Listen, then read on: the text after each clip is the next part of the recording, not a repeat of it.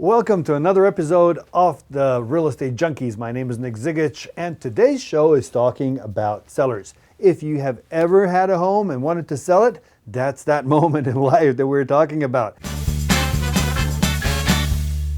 So to understand the process that happens before the house hits the market, all the things that the seller should know, all the things that go through their mind and how it should actually happen, I have in the studio with me my friend Mike Vachani, a realtor as well, and Mike has a lot of experience, and we're going to talk about those sellers, okay? Good to be here again. Thank you so much. Thank you for being here. Now, Mikey, you got a person that owns a house. At some point of time, they want to sell it. I would hope so. It happens. Otherwise we'll be out of business. It happens. Yeah, we would. So at some point of time, a person sits down or is talking with their friends, and they say, you know, we can actually either sell it and move away. Maybe it's job or family, something changing in the family. Or maybe they just, I just have now some friends that decided to move up, to buy a bigger house. Right. And at that point of time, they were making a decision like to list their old house. But then we had a few more drinks, and we figured out that they can actually are in a position to keep the other house as investment property. Right. So a lot of combinations there. There's a lot of different reasons. Yes. So I think the first thing is to understand why they're selling. That affects the way the seller is going to choose to sell their house. The first thing is trying to find a realtor for that, and understanding why you should sell.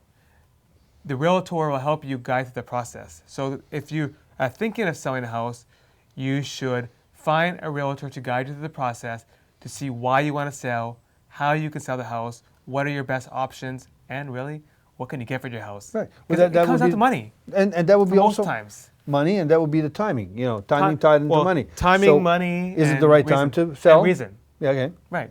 So if it's not a family emergency of some kind, a change of jobs and so on, there must be some other motivator. Assume it's the average seller is, hey, I want to sell my house because I can make money on it, and I can buy something else or not buy something else.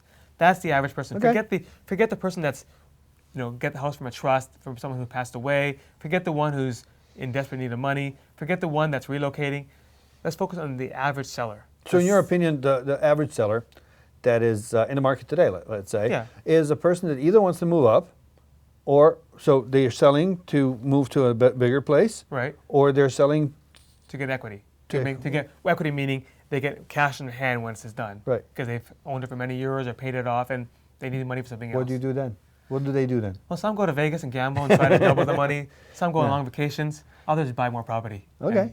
That's what will help them figure out. The first question the seller asks is, what's my house worth? Okay. And you know what? The first thing they do is before they find the realtor is they go online and they do an evaluation. You heard of Zillow before, or Realtor.com, or Redfin, or Yahoo, Real Estate. These are all different sites up there that you can throw in your address and it'll give you a number out of the blue. Z-estimate. As a Z-estimate. Okay. Now, I will tell you, the Z-estimate or the evaluation that you get that's quickly done for you is not always correct. Do not believe what you get. That's a good starting point. But a lot of times, they're far off. I can tell you stories on my own house. My house on Z-estimate, on Zillow, shows it's worth $490,000. My neighbor's house, who's an identical match, shows it's worth $380,000. Why is that important? Because who's right? Right. And that's where the realtor comes in and they really help you in selecting the realtor. Okay. So when you want to sell your house, you got to find your realtor. You're going to find a realtor that is going to help you create the value of your house and fulfill some of your needs and why you're selling the house. I would like to address the point between choosing an agent to represent you and that moment when you are going into escrow when you got an offer from somebody. That would be like a really critical part. Yes. There's time there spent. Yes. There's expectations. Right. There's fear that things are not maybe happening the way they should, and there might be blame between the agent and the seller because the seller thought either that. Do you click?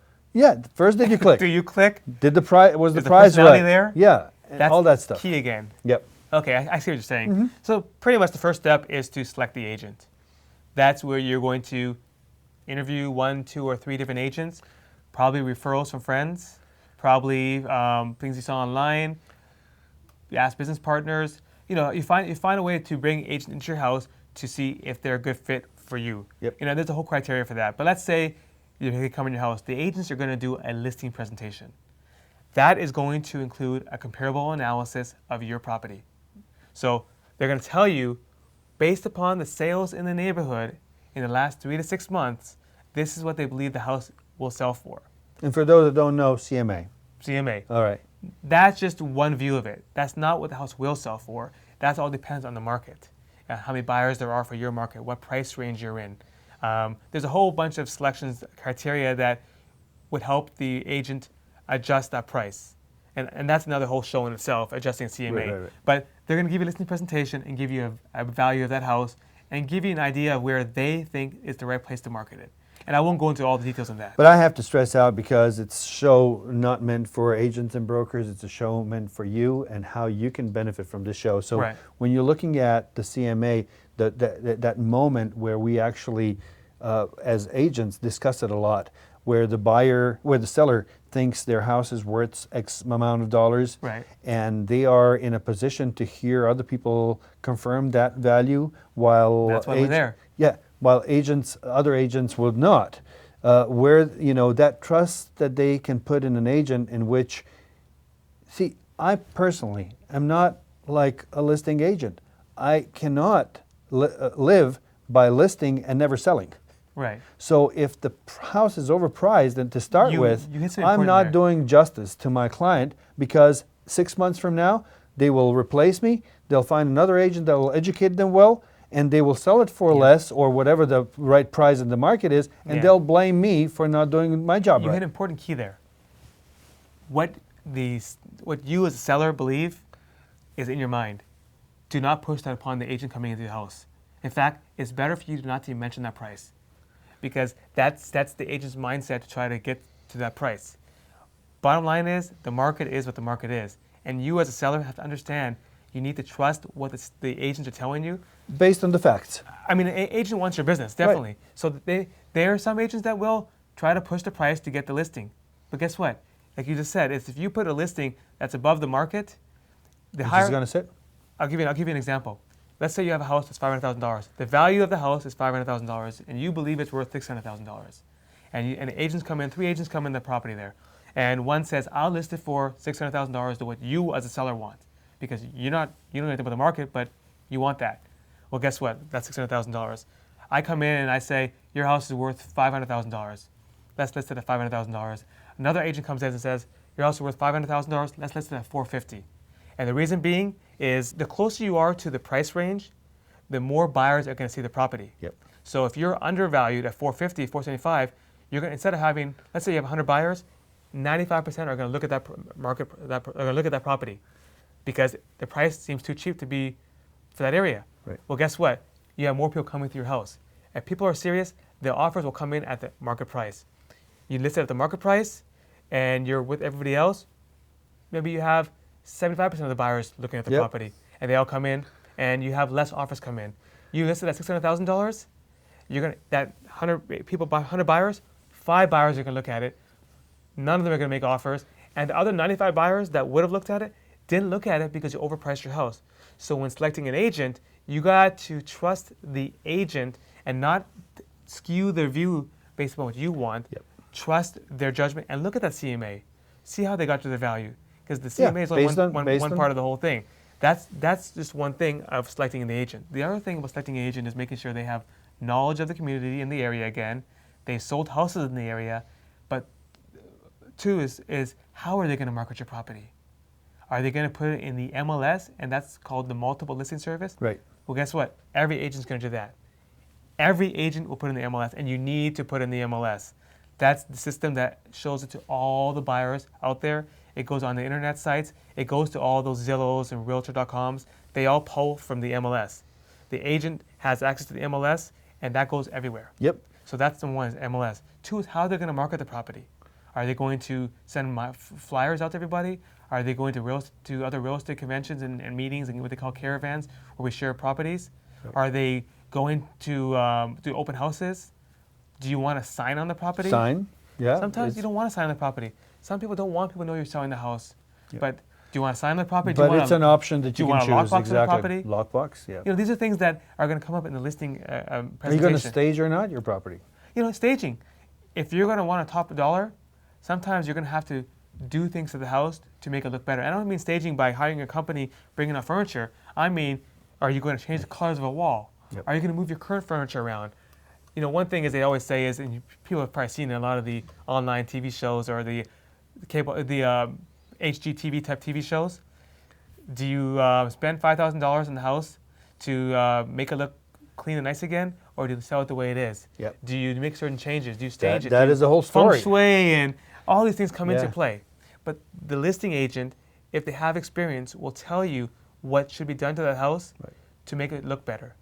Sometimes they'll walk in and say, hey, don't do a thing. Don't take off the picture of you and your wife when you got married.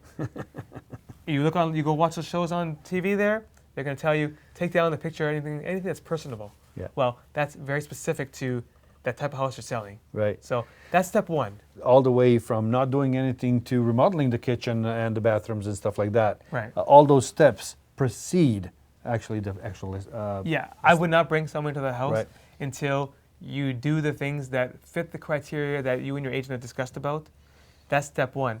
Step two is then getting the sign up there, if you want to sign, the lockbox up there, which is a little blue box that allows agents to come into the house. Right. And that's a security issue, so we have to talk about that. 3 is on the MLS, putting on the MLS and the internet. 4 is conducting an open house.